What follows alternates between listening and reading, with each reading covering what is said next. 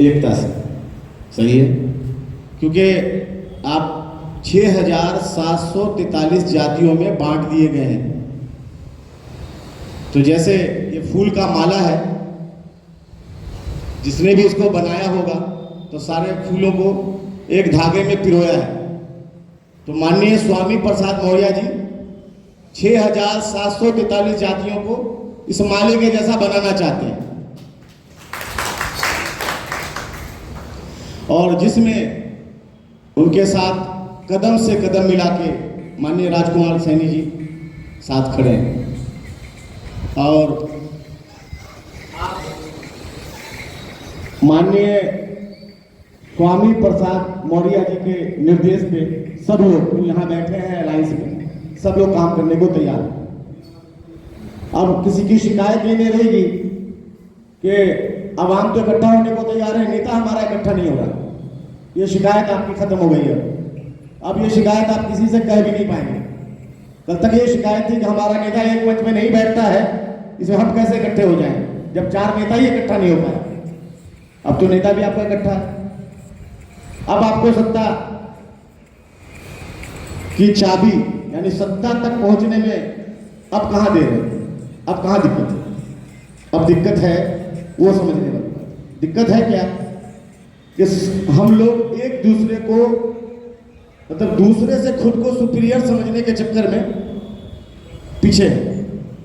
मुट्ठी भर लोग हैं, उनकी शादियां आप देखोगे, आप खूब समझ रहे हो मैं किनके बारे में बोल रहा हूं।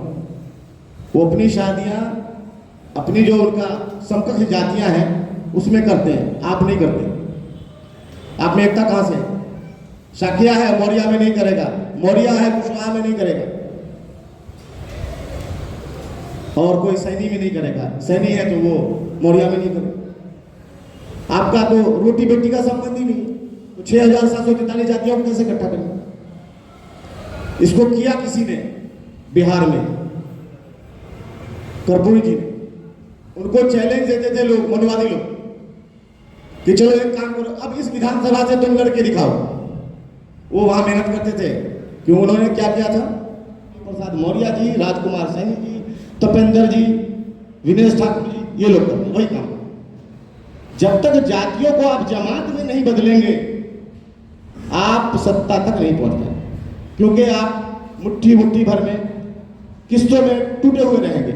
जब आप इकट्ठे हो जाएंगे तो इस माला की शक्ल में आ जाएंगे, क्योंकि देश आपका ही है, देश उन लोगों का नहीं है जो बाहर से आए, देश उनका है ही नहीं। मुसलमानों को गाली देते हैं, लेकिन बहन बेटियां तो उन्होंने दिया था। मेरा रिश्ता आपसे हो सकता है कि मैं आपके घर से कभी प्रताड़ना की वजह से हमारे पूर्वज ने धर्म परिवर्तन कर लिया होगा, तो मेरे रिश्तेदार तो आप हो सकते हैं। मेरा रिश्तेदार औरंगजेब तो नहीं हो सकता, जिसकी कब्र खोदने पे उसके ही रिश्तेदार।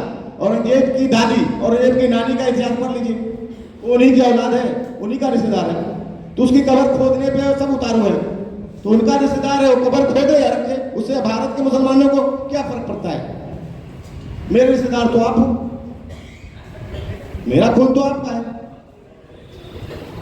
हाँ, ये है कि वक्त हमारे लोगों ने जब उनको ऊपर प्रताड़ना हुई होगी समय समय पर, हमारे लोग यही बहुजन समाज जिसमें SC ST OBC माइनॉरिटी के लोग